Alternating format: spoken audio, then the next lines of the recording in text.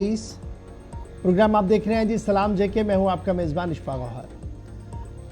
सुबह जब आपके सामने आती है तो कोशिश हमारी लगातार ये रहती है कि आपको बाखबर करें, हालात वाक़ात से बाखबर करें और तज्ज़िया तबसरा भी करें, आपकी आवाज़ को भी सुने, आपकी बात को भी देखें। और इस बीच प्रोग्राम का जो तय फॉर्मेट है उसको हम आगे बढ़ाते हैं और मरहलावार तरीके से आप तक खबर भी रखते हैं।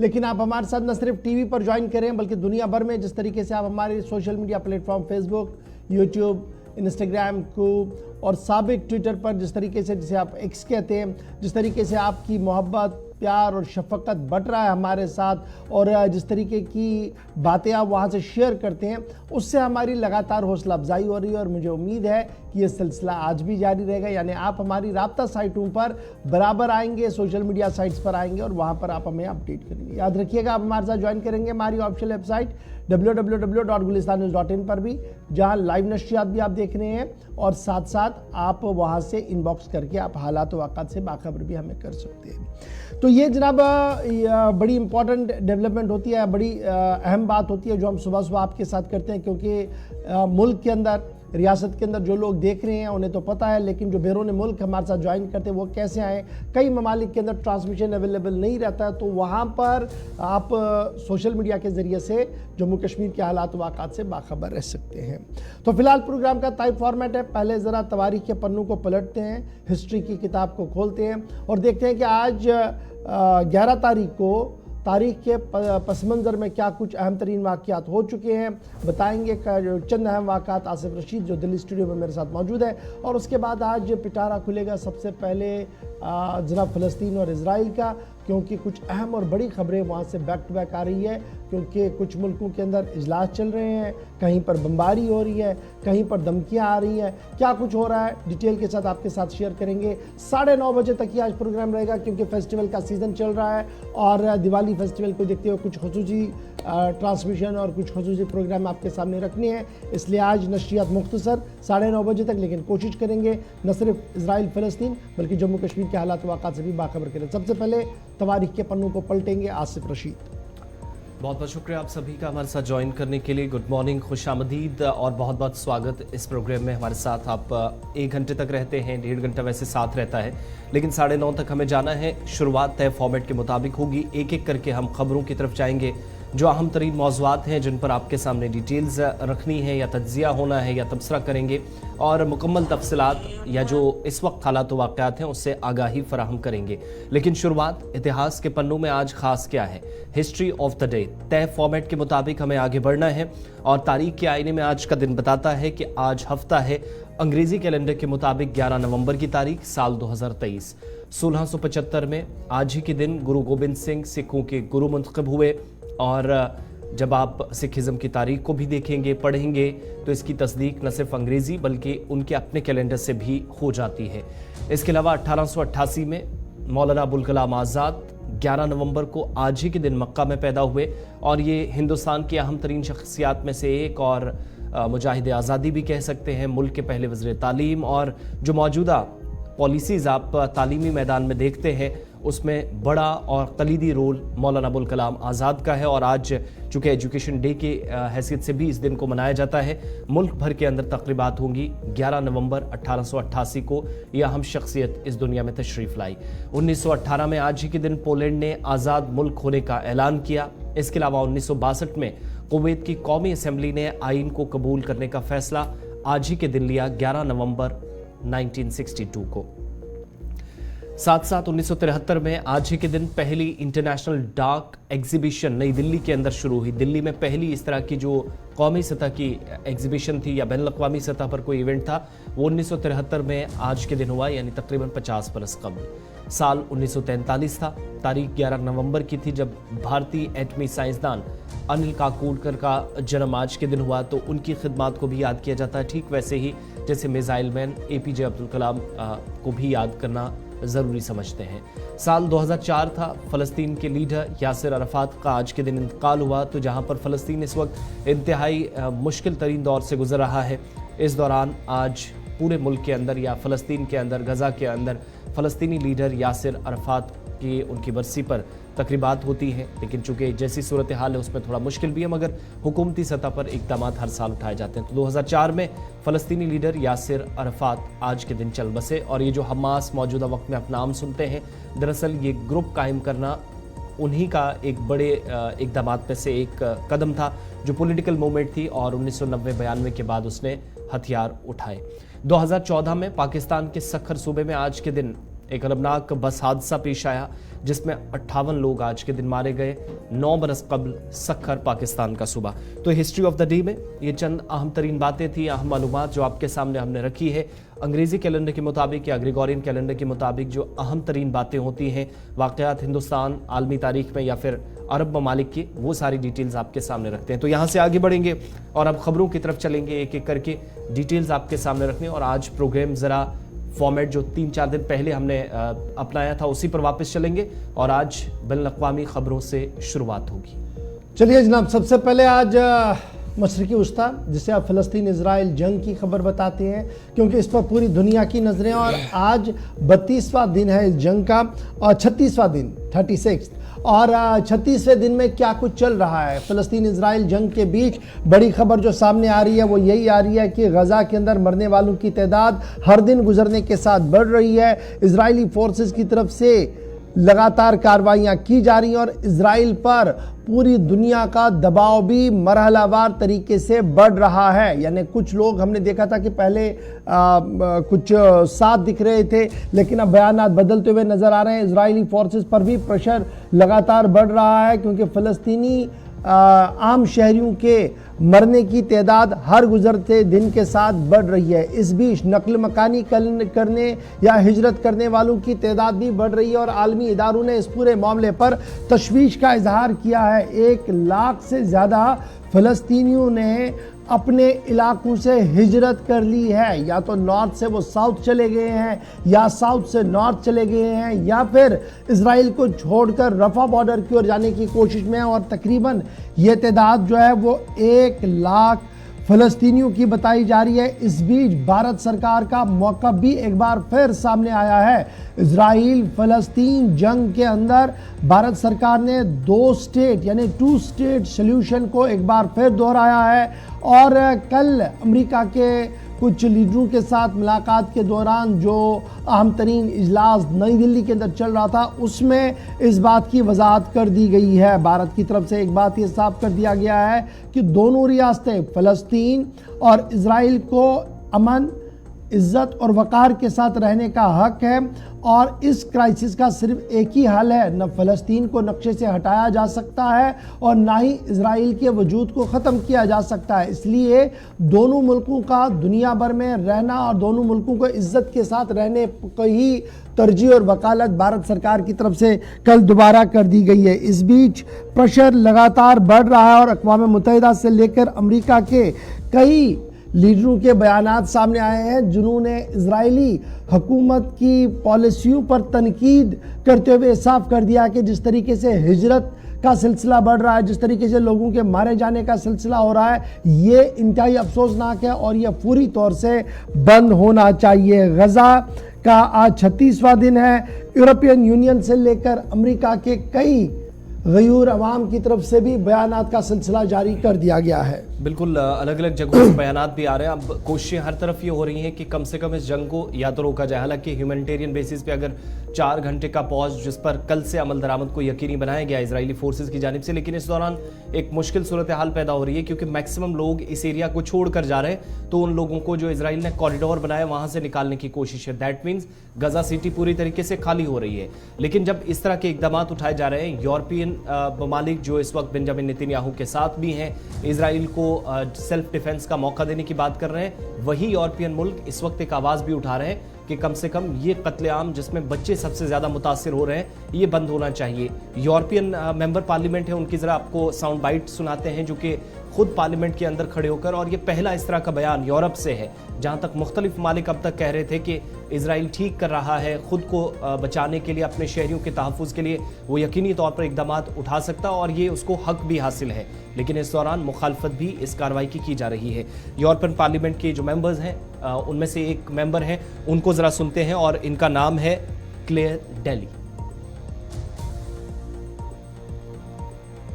President, a month has elapsed since the commencement of the unrelenting mass murder of Palestinians in Gaza. It's not a spiral of violence, Frau von der Leyen. It's genocide, openly declared and carried out by the apartheid state of Israel.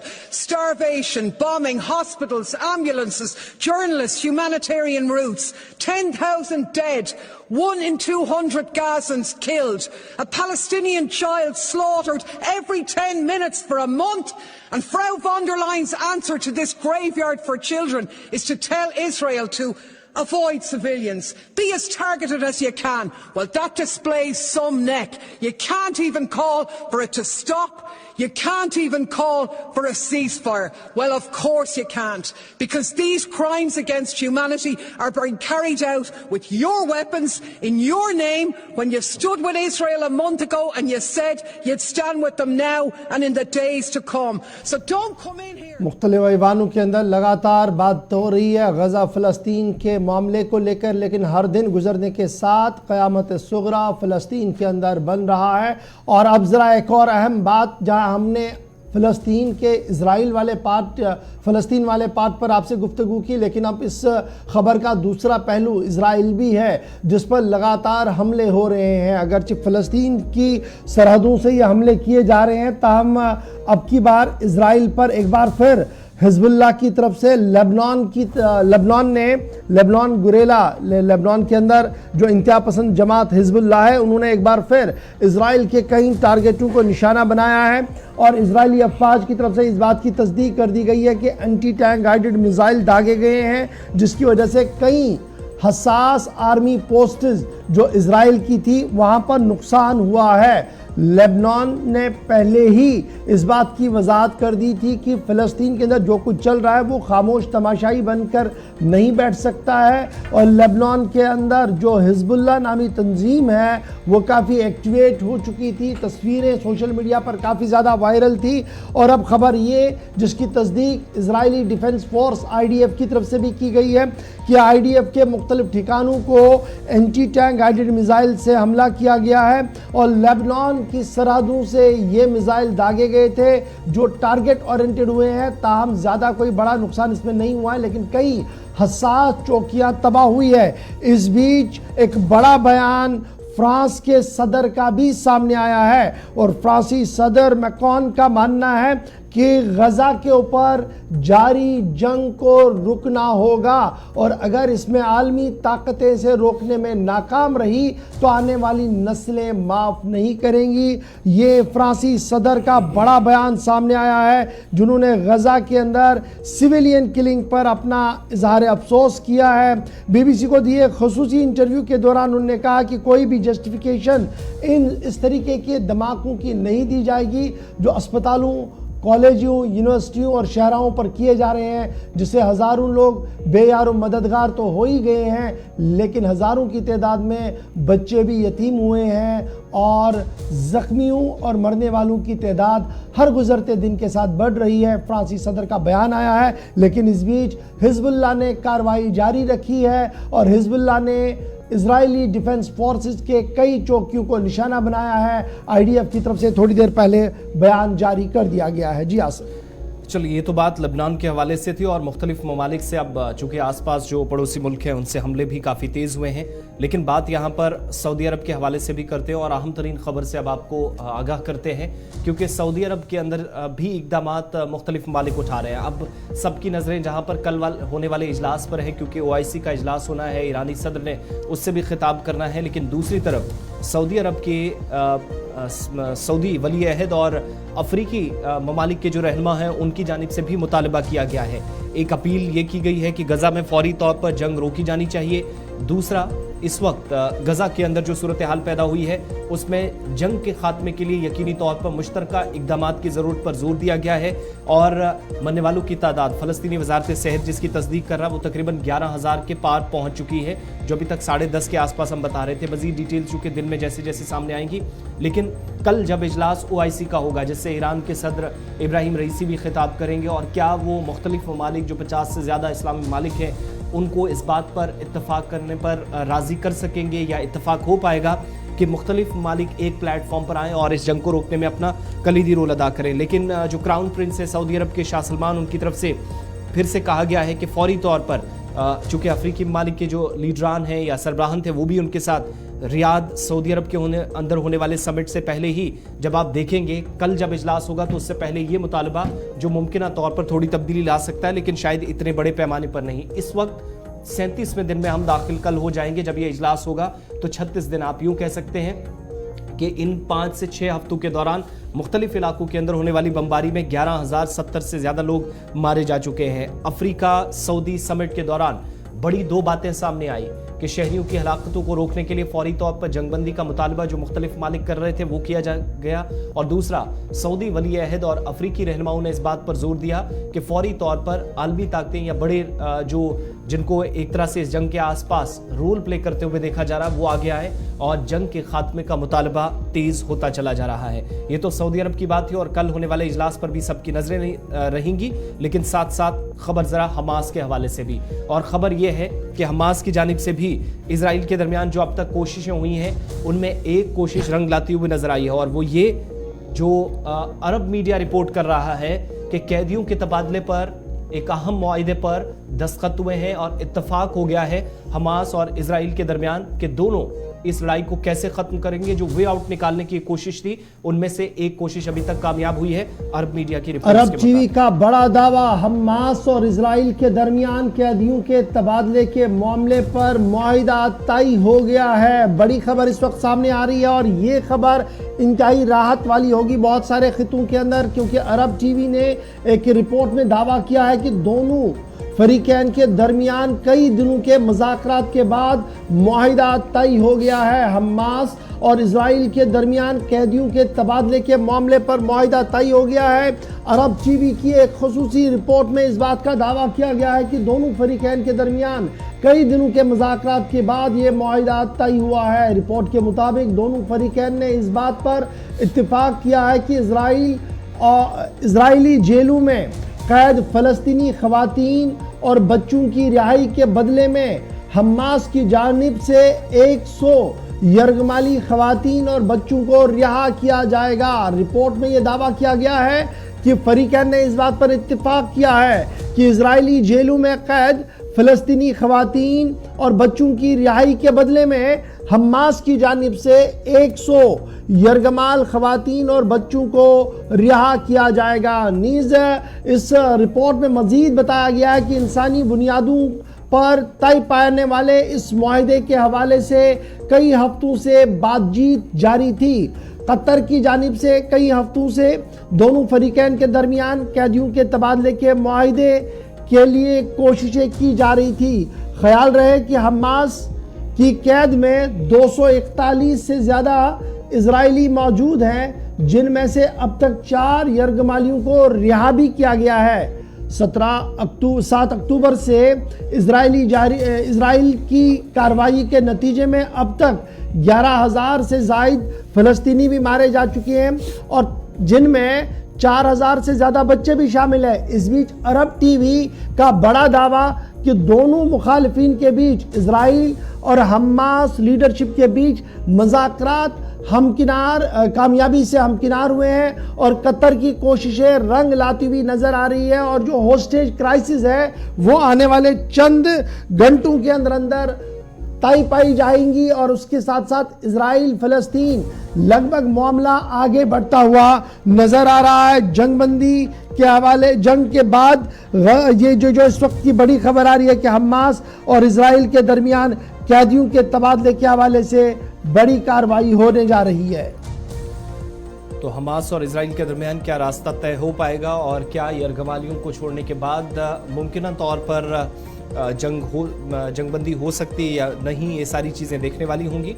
लेकिन साथ साथ जब Hamas और Israel की बात हो रही है तो इस दौरान जो दावे अभी तक किए जा रहे हैं और उसमें बेंजामिन नेतन्याहू का यानी इजराइल के वज़ीर-ए-आज़म का एक बड़ा ऐलान है। कल के प्रोग्राम में हमने आपको बताना था, जो आधी खबर रह गई थी पीएम नेतन्याहू की तरफ से, वही अनाउंसमेंट थोड़ी सी आगे बढ़ी और सिक्योरिटी का जिम्मा लेने की जो गजा पट्टी के अंदर बात कही जा रही थी उसमें कहा गया कि जंग खत्म होने के बाद भी इजरायली फौज का कंट्रोल गजा के ऊपर रहेगा। इजरायली अफवाज का गजा में जमीनी ऑपरेशन और भी तेज हुआ है। किसी भी गैर मुल्की फौज पर कोई भरोसा नहीं, ये इजराइल इस वक्त मान रहे हो, और ये तो बिल्कुल वो मानने के लिए तैयार नहीं है कि हमास के हवाले जंग रोकने के बाद भी गजा पट्टी को कर दिया जाए। इससे पहले आपको याद होगा कि शुरुआत इस बयान की इजराइल के वज़ीर दिफा से हुई थी, जिसमें उन्होंने कहा था कि कुछ भी हो जाए सिक्योरिटी का जिम्मा इजराइल अपने पास रखेगा अगर जंग खत्म भी हो जाती, क्योंकि हमास के भरोसे चीजें नहीं छोड़ी जा सकती। तो इजराइल ने फिर से, अब चूंकि फ्रॉम द टॉप चेयर खुद वज़ीर आज़म आगे आए और ऐलान किया कि जमीनी ऑपरेशन तो जारी है लेकिन किसी दूसरे पर यकीन नहीं है, एतमाद नहीं है, लिहाजा जो जरूरत पड़ेगी उसके मुताबिक कंट्रोल हम रखेंगे गजा में अगर जंग इस वक्त खत्म हो जाती है। अब जब ये बयान सामने आया तो इस पर रद्द-ए-अमल भी काफी सख्त मुख्तलिफ ममालिक का है कि ये सारी सूरत हाल वहीं जा रही है जिसका अमेरिका बार बार कह रहा था कि अगर जंग खत्म भी हो जाए तो इजराइल इस इलाके पर या इस पट्टी के ऊपर किसी भी तरीके से कब्जा नहीं कर सकता, ना उसके पास कोई हक है। लेकिन इजराइल की तरफ से जो बयान आया है वो उसके इरादों को साफ जाहिर करता है। बड़ा बयान इस वक्त इजरायली वजीर आजम की तरफ से सामने आया है। इजराइल के वजीर आजम बिन्यामिन नेतन्याहू ने ऐलान किया है कि जंग के बाद गजा पर इस्राएली फौज का मुस्तकिल कंट्रोल रहेगा। ये एक बड़ा बयान है और ये बयान उस वक्त आया है जब अरब टीवी का दावा है कि दोनों के बीच मुज़ाकरात चल रही है, लेकिन बिन्यामिन नेतन्याहू का जो बयान सामने आया है उसने मजीद पेचीदगियां इस पूरे मामले में पेश कर दी है, क्योंकि इजरायली वज़ीर आज़म बिन्यामिन नेतन्याहू ने ऐलान किया है कि जंग के बाद गजा पर इजरायली फौज का मुस्तकिल कंट्रोल रहेगा। इजरायली फौज का गजा में ज़मीनी ऑपरेशन भी जारी है, जिसमें उन्होंने मज़ाहमत करने वालों के खिलाफ बड़ा ऑपरेशन भी शुरू किया है और कई लोगों को आखिरी अंजाम तक भी पहुंचाया है। अल-अक़साम ब्रिगेड और इस्लामिक जहाद की जानिब से भारी तादाद में इस्राएली फौज की जानी व माली नुकसान का दावा भी किया जाता है और दोनों मज़ाहमती तंजीमें वक्तन फ़वक्तन इस्राएली अफवाज पर हमलों की वीडियो भी जारी कर रही है। एक तरफ से बिन्यामिन नेतन्याहू का बयान कि फ़ौज आगे बढ़ रही है, आहिस्ता आहिस्ता करके कंट्रोल में लिया जा रहा है और ये कंट्रोल मुस्तकिल होगा, अब आगे कुछ नहीं होगा, ये जी फ़ौज वहाँ पर मुस्तकिल तौर पर रहेगी। दूसरी तरफ से अल-अक़साम ब्रिगेड और इस्लामिक जहाद नामी जो दो गुरेला तंजीमें वहाँ पर काम कर रही है, वो भी एक टफ मुकाबला इजरायली अफवाज को दे रही है। और ये जो ग्राउंड फोर्सेस की बैटल वहाँ पर चल रही है उसमें कई वीडियो सोशल मीडिया पर भी जारी किए जा रहे हैं जिसमें इस्राएली अफवाज को नुकसान होते हुए भी दिखाया जा रहा है। ताहम इस बीच जो बड़ा पॉलिटिकल बयान है वो बिन्यामिन नेतन्याहू का है, जिन्होंने ऐलान कर दिया कि जंग खत्म होने के बाद भी इजरायली फौज गजा के अंदर कंट्रोल मुकम्मल अपने हाथ में लेगी और किसी भी तरीके का इसमें जो है कोई तब्दीली नहीं होगी। जंग के बाद गजा में क्या कुछ होगा उसका ऐलान बिन्यामिन नेतन्याहू की तरफ से कर दिया गया है।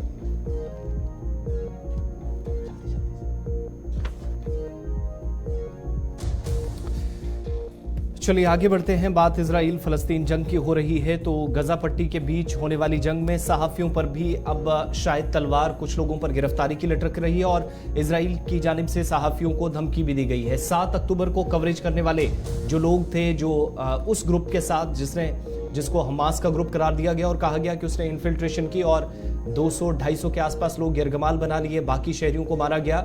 उस दौरान जिन लोगों की तस्वीर वायरल हुई, मुख्तलिफ खबरसा इदारों के साथ या इंटरनेशनल न्यूज़ एजेंसीज के साथ काम करने वाले जो जर्नलिस्ट हैं या फिर आप कह सकते हैं कि फ्रीलांसर्स हैं, उन सभी लोगों के खिलाफ कार्रवाई शुरू कर दी गई और सहाफ़ियों को संगीन नताइज बरामद होने की धमकी भी दी गई है। दरअसल अब इजराइल की तरफ से क्लियर कर दिया गया कि 7 अक्टूबर को जब हमला हुआ तो ये लोग उस ग्रुप के साथ कैसे थे, क्या इनके हमास के इस ग्रुप के साथ या अगर वो मिलिटेंट्स थे तो उनके साथ क्या इनके रवाबित थे, ये उनके साथ बैठकर क्या सरहद के इस तरफ आए।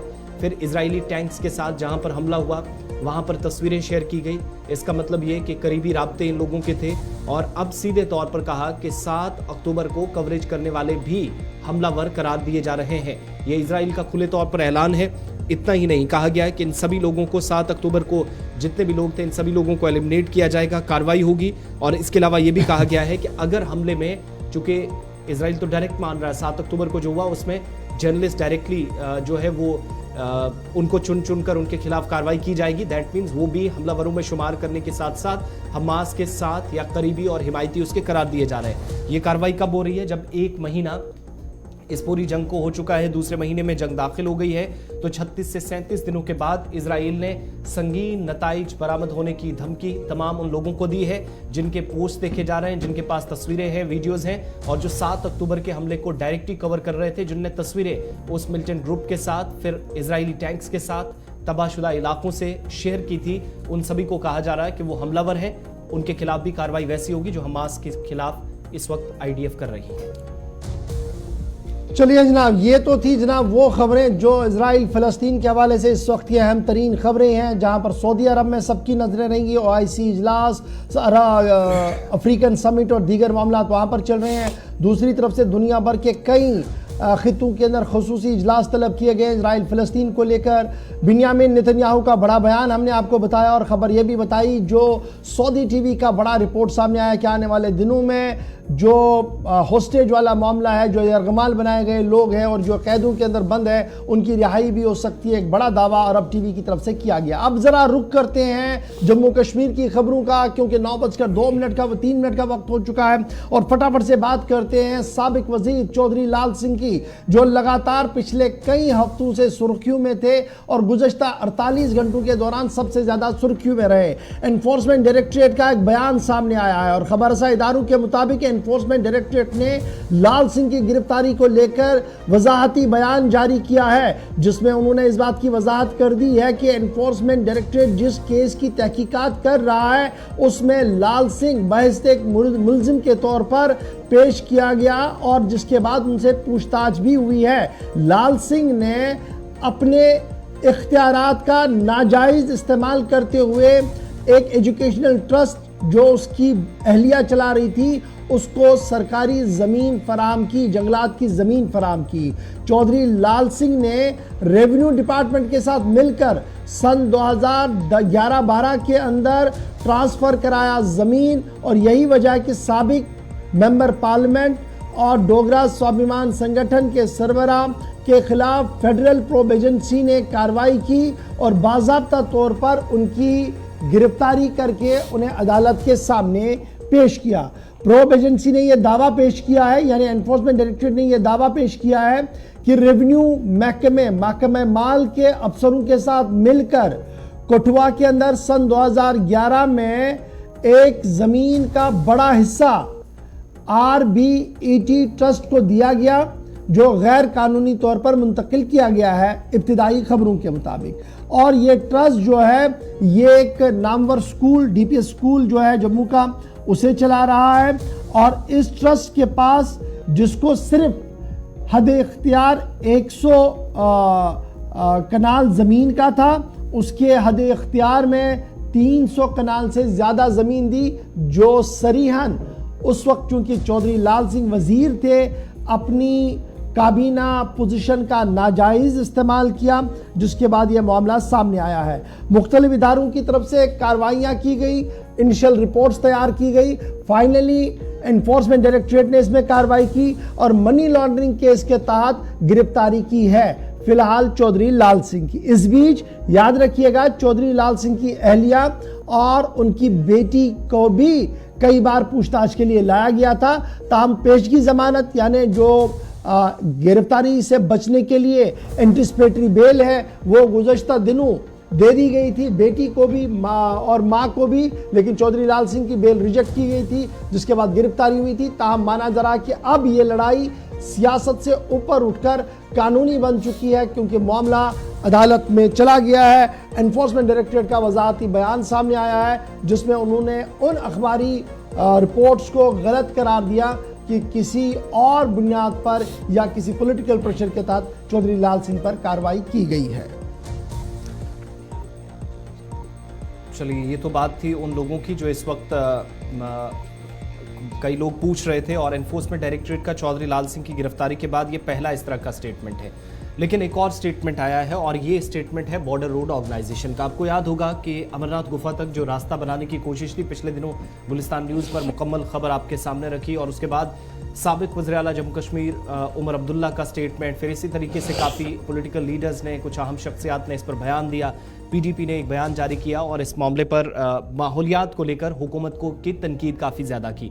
लेकिन सियासी बयानबाजी के बाद बॉर्डर रोड ऑर्गेनाइजेशन ने इस पर वजाहती बयान जारी किया और अहम तरीन बयान जो कि गुज़श्ता रोज़ यानी जुमे को सामने आया, जिसमें उन्होंने कहा कि प्रिंट और सोशल मीडिया की उन खबरों की हम तरदीद करते हैं जिनमें अमरनाथ जी यात्रियों को पवित्र गुफा तक गाड़ियों के जरिए बहुत जल्द रसाई होगी, ये कहा गया। ये खबरें तमाम बेबुनियाद हैं, गलत हैं। एक बात। दूसरा कहा गया वजाहत करते हुए कि गुफा तक ट्रैक को ठीक किया जा रहा है, बल्कि कुशादगी का काम या चौड़ा करने का काम हाथ में लिया गया है ताकि पैदल चलने वाले या पालकियों पर जिन लोगों को उठाकर लिया जाता है, जो मुअम्मर अफराद होते हैं, कमज़ोर होते हैं, बीमार यात्री होते हैं, वो जब जाते हैं तो उन लोगों को यहाँ से ले जाने में रास्ता आसान हो जाए, किसी तरह की मुश्किलात, क्योंकि पहाड़ी सिलसिला आप सभी जानते हैं।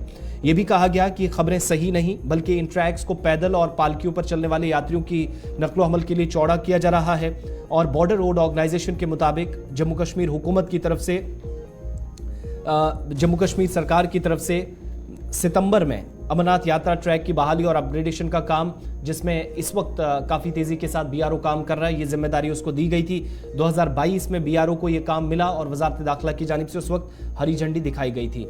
अब ये क्लियर हुआ कि पवित्र गुफा तक गाड़ियों की आमदोरफ्त के मुतल्लिक जो है नेशनल कॉन्फ्रेंस के नायब सदर यानी साबिक वज़ीर आला उमर अब्दुल्ला की जिस बयान की हमने बात की, उसी के बाद ये बयान आया और फिर पीडीपी, फिर दीगर कुछ पार्टियों की तरफ से, यहाँ तक कि ये भी कुछ पार्टियों ने कहा कि इस मामले पर, ये मजहबी मामला है तो इन मामलात पर ज़्यादा अगर सियासत ना हो तो बेहतर हो। लेकिन जो सवाल उमर अब्दुल्ला की तरफ से, पीडीपी की तरफ से या दीगर लीडरान पूछ रहे थे, उस पर माहिरीन ये भी कह रहे थे कि ये चीज़ें जो हैं ये शायद बीआरओ के नोटिस में हों, जब रास्ता चौड़ा किया जा रहा है, रास्ते पक्के हो रहे हैं, या फिर अगर रास्ते को कहीं ठीक किया जा रहा है तो इस दौरान माहौलियात से मुतल्लिक जो एनजीटी की गाइडलाइंस होती हैं, पोल्यूशन कंट्रोल बोर्ड की जो रहनुमा खतूत होते हैं, उन सारी चीज़ों पर अमल दरामद को बीआरओ ने यकीनी बनाया होगा। लेकिन अब बीआरओ को ये काम जब तफवीज़ किया गया 2022 में, इस वक्त काम जारी है और रास्ता जो इस वक्त बनाया जा रहा है, जो तस्वीर भी आप इस वक्त देख रहे हैं, ये वही तस्वीरें हैं जो ट्रैक्स के मुतल्लिक पिछले दिनों कहा गया कि पहली मरतबा गाड़ी पवित्र गुफा के करीब पहुंची। एक बात। दूसरा